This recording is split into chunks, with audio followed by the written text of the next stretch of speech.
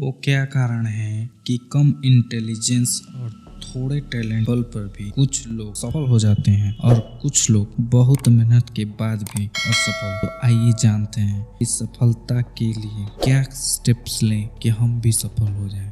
पर जो सफल लोग होते हैं उनमें यह विशेषता होती है कि वो जीवन में क्या चाहते हैं, उनका गोल क्लियर होता है और उन्हें लाइफ में क्या चाहिए ये उन्हें पता होता है। रॉल्ड इमर्सन 1887 में जब वो 15 साल के थे तो उन्होंने आर्कटिक एक्सप्लोरेशन नाम कहानी पढ़ी जो कि जॉन फ्रैंकलिन द्वारा रचित थी और वो उससे इतने प्रभावित हुए कि उन्होंने यह डिसाइड किया कि अब उन्हें यही करना है। लेकिन उस समय तो कोई भी साउथ पोल या आर्कटिक तक पहुंचा नहीं था, तो उन्होंने यह डिसाइड किया कि मैं सबसे पहले यहाँ पहुंचूंगा। लेकिन उनकी माँ चाहती कि उनका बेटा डॉक्टर हो, तो उन्होंने 1 साल तक मेडिकल की पढ़ाई शुरू की। तो वे फ्रस्ट्रेट होकर पढ़ाई में भी नहीं अच्छा कर पा रहे थे, तो उनका मन तो पोलर एक्सप्लोरेशन में ही था। तो पढ़ाई छोड़ उन्होंने पोलर एक्सप्लोरेशन टीम को ज्वाइन किया। वो भी काफी मुश्किल था और चैलेंजिंग भी था, तो लेकिन बहुत कुछ सीखने था उनको अपने इस गोल को पूरा करने के लिए। तो उन्होंने नॉटिकल टेक्निक में पढ़ाई करना शुरू किया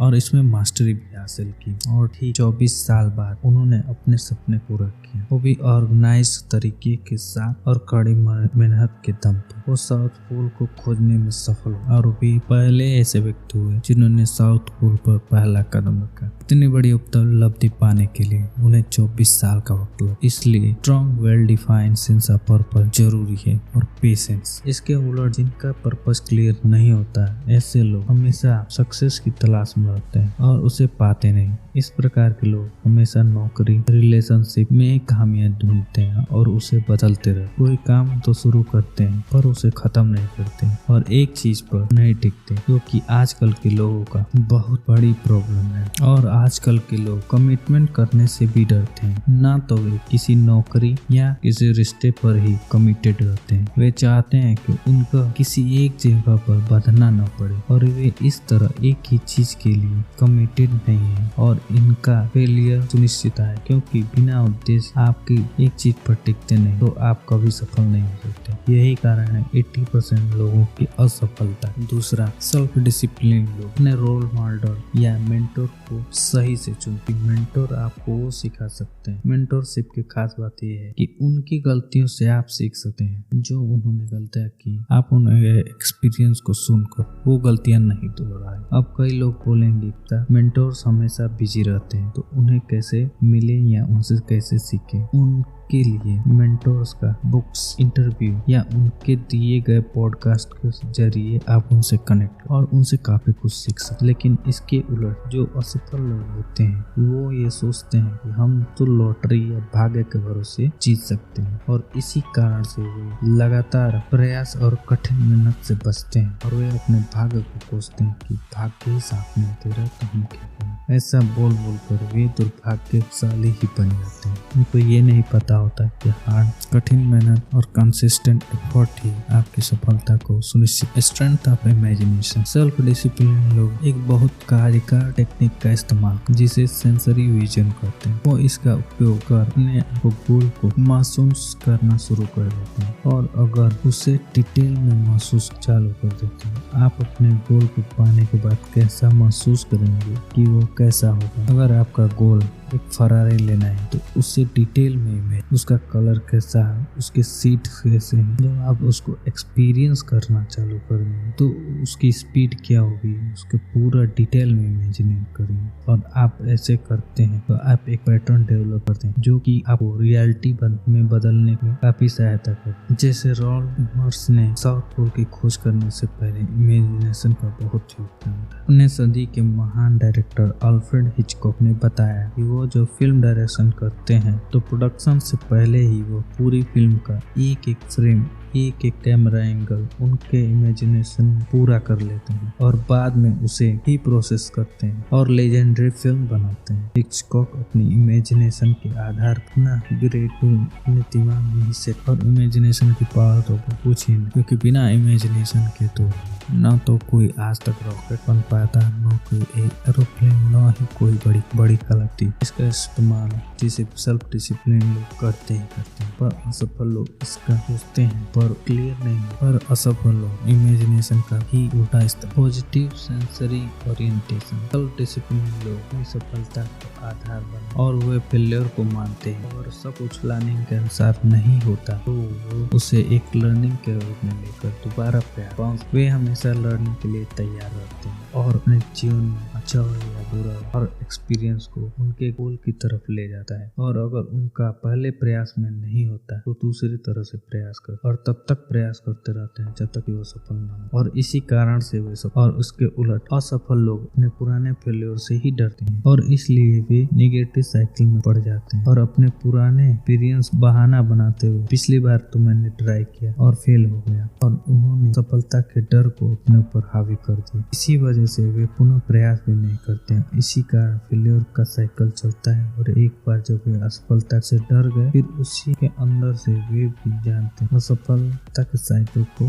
बार बार रिपीट कर, लेकिन वे भी अंदर से जानते हैं अगर दोबारा प्रयास किया जाए सफल होते थे, लेकिन वे सफलता के डर की वजह से नहीं करते। छठा, ability to plan and organise. Self discipline लोग ये जानते हैं कि बड़े लक्ष्य को पाने के लिए उन्हें छोटे छोटे टास्क में बांट कर और प्राथमिकता के आधार पर काम करना शुरू करना है। वे इम्पोर्टेंट टास्क पहले खत्म कर वो प्रैक्टिकल प्रकार वो व्यवहारिक प्रयास के बल पर सफलता को प्राप्त। जब हेनरी फोर्ड ने यह गोल बनाया कि हर आदमी के पास कार होनी चाहिए, लेकिन उस समय में कारों को हाथों से बनाया जाता था और उन्हें हाथों से ही असेंबल किया जाता है जो कि काफी महंगा था। फोर्ड ने जल्दी और सस्ती कार बनाने के लिए प्लानिंग किया और उसे असेंबली लाइन का नाम दिया जिसमें एक आदमी एक पार्ट को बने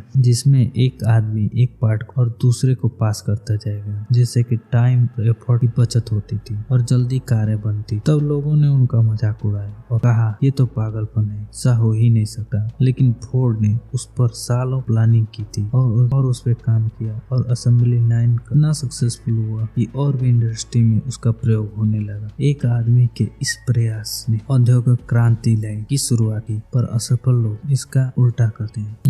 असफल लोग बिना प्लानिंग के बिजनेस ट्राई करते हैं और बार बार फेल होते हैं। यही अंतर है सफल सेल्फ डिसिप्लिन लोगों में और सफल लोगों में, जो बिना प्लानिंग और बिना डिटेल नॉलेज के ही काम आधे अधूरे काम शुरू करते हैं और आधे अधूरे ही छोड़ते हैं। कई लोग सोचते हैं कि सफल होने के लिए ग्रेट आइडिया की जरूरत होती है, बट बिना हार्ड वर्क और प्लानिंग और तैयार की बढ़िया से बढ़िया आइडिया भी फेल हो। सेल्फ डिसिप्लिन अच्छी बात। सेल्फ डिसिप्लिन लोग यह जानते हैं कि हमें जिस स्किल या नॉलेज की आवश्यकता होगी तो उसे सीखते हैं और इसके लिए जो भी करना पड़े उसके लिए तैयार रहते हैं, चाहे उन्हें वापस कॉलेज जाना हो या फिर डीप रिसर्च करनी या फिर एक्सपर्ट लोगों से मीटिंग करनी हो, वो सब काम करते हैं और अपनी लर्निंग को हमेशा इम्प्रूव करते रहते हैं। वो अपने गोल को पूरा करने के लिए जो स्किल जरूरी है उसे सीख, चाहे वो बिजनेस के लिए अप्रेंटिसशिप हो या फिर कोई कोर्स हो, वो सीखने में कोताही नहीं कर। और यही कारण है कि वो आगे। लेकिन उसी के उलट असफल लोग हमेशा ही सीखने में मुश्किल समझते हैं और नई चीजों के ऊपर नहीं ध्यान देते और ये सोचते हैं ये तो फालतू की चीजें हैं तो इसमें टाइम वेस्ट क्यों करूं, और वे हमेशा अपडेटेड नहीं रहते हैं और फेल हो जाते हैं। आठवां, पेशेंस। सेल्फ डिसिप्लिन लोग जानते हैं कि बिना पेशेंस के कोई भी बड़ी सफलता नहीं अचीव की जा सकती। मिस्टर ऑगस्ट एक बार एक ब्रुकलिन ब्रिज बनाने के लिए संकल्प लिया जो कि 1869 में मिस्टर ऑगस्ट ने ब्रुकलिन ब्रिज बनाने का संकल्प लिया जो कि 1869 में वैसा ब्रिज बनाना चाहते थे जो कि स्टील सस्पेंशन का एक बेहतरीन उदाहरण हो। तो उस समय ब्रिज को और उन्होंने उस ब्रिज को स्टार्ट किया और ये ब्रिज स्टार्ट होने से पहले ही उनका एक्सीडेंट हो गया तो उनके बेटे ने काम चालू किया पर मिस्टर और इस एक्सीडेंट की वजह से वे पैरालाइज। डॉक्टरों ने व्हील चेयर पर आने की सलाह दी। ऐसी स्थिति में लोग काम छोड़ देते हैं पर मिस्टर ऑगस्ट ने इसका उल्टा किया। उन्होंने ब्रिज के पास एक रूम में शिफ्ट और खिड़की से अपने बेटे को और इंजीनियर्स को गाइड करने लगे और ऐसे उन्होंने 11 साल तक सुपरविजन दिया। वे जानते हैं कि ब्रिज को बनकर तैयार हो जाए, उनकी आंखों को 11 साल लगे। वे इतना पेशेंस के बाद 1883 में उनका सपना पूरा हुआ। जब ब्रिज चालू हुआ तो वे बिना किसी कंप्लेंट, जब तक ब्रिज चालू नहीं हुआ तो वहीं टिके रहे और अपने कमिटमेंट को पूरा किया। ऐसे पेशेंट वाले ही लोग अगर सफल नहीं होंगे तो कौन होगा। इसके उल्ट जो लोग क्रिएटिव होते हैं उनके लिए समय घंटे में, दिन घंटे में और साल दिन के समान हो जाए। क्रिएटिव लोग समय के बारे में ज्यादा सोचते नहीं, वे समय का इस्तेमाल करते हैं। वे जानते हैं कि किसी बड़ी चीज को पूरा करने में वक्त लगता है और वे अचीवर हो जाते हैं। उनके पास हमेशा ही वक्त रहता है। उनका एक पल उनके लक्ष्य की तरफ बढ़ाता है। पर अनसक्सेसफुल लोग टाइम के दुश्मन हैं, टाइम को दुश्मन की तरह देते हैं। वे सब कुछ तुरंत चाहते हैं और वे इंतजार नहीं, दुर्भाग्य से वो ये नहीं जानते वक्त तो बीतने वाला है। अगर वो अपने लक्ष्य पर काम नहीं करेंगे तो भी उनका समय बर्बाद ही होगा। परसिस्टेंट सेल्फ डिसिप्लिन लोग, वे कितनी भी मुश्किलें हो, कितनी भी प्रॉब्लम आए, वे निराश नहीं होते और निराशा में भी आशा के किरण को ढूंढ लेते। वे हमेशा प्रयासरत रहते हैं। एली हॉकिंस जो एक माउंटेनर थी, वो डिसलेक्सिया से पीड़ित थी, पर उसने यह प्रूव करने के लिए कहा कि वे एक माउंटेन पे कि डिसलेक्सिया होना उनके ड्रीम को पूरा करने से रोक नहीं सकता। उन्होंने चढ़ाई शुरू की और रास्ते में ही उनका पैर फिसल गया। वे बस वो आधी ही चढ़ाई की थी कि उनका हाथ फिसल गया और काफी चोटिल हो गई और वो चाहती कोई भी बहाना बनाकर वापस लौट सकती थी, पर ये औरों के लिए था। उन्होंने चढ़ाई जारी रखी और 8 दिन बाद अपने आप एक हाथ पर ही पहुंचा दिया। एफिल ने चोटी पर पहुंचकर कहा कि उनका नेक्स्ट मिशन एवरेस्ट होगा और इस बात का कोई शक नहीं कि वो दोबारा पूरा कर चुका। और असफल लोग आसानी से क्विट करते हैं। थोड़ी मुश्किल आए नहीं कि भाग खड़े हो और काम को तब तक ही करेंगे जब तक कि मजा आए। सेल्फ डिसिप्लिन लोग चाहे मुश्किलें हो, ट्रेडिशनल होते ही होते हैं। काम को पूरा किए बिना रुकते नहीं। Enjoy at work, self discipline लोग अपने काम में ही मजा ढूंढते और काम को इंजॉय करते और हर नई चीज को सीखने में मजा ढूंढ लेते और अपने लक्ष्य को पूरा करने की जर्नी को भी इंजॉय करने लगते हैं। उनका काम ही मजा बन जाता है और वे ऐसे काम पैसा मिले या ना मिले करते हैं। लेकिन असफल लोगों के लिए यह काम ही बोरिंग हो जाता है। वे 9 to 5 बस खाते हैं वीकेंड के लिए और एंजॉय करने के लिए काम करते हैं। उनका तो मोटिवेशन सिर्फ ऐसा होता है, काम नहीं। ये थी सेल्फ डिसिप्लिन की 10 कैरेक्टरिस्टिक अप्रोच और आप इसका आकलन स्वयं करें। आपको इम्प्रूवमेंट की जरूरत कहाँ है। Thanks for watching. जय हिंद, जय भारत। और भी एक्साइटिंग वीडियो को देखने के लिए सब्सक्राइब और शेयर जरूर करें। Thanks for watching. जय हिंद, जय भारत।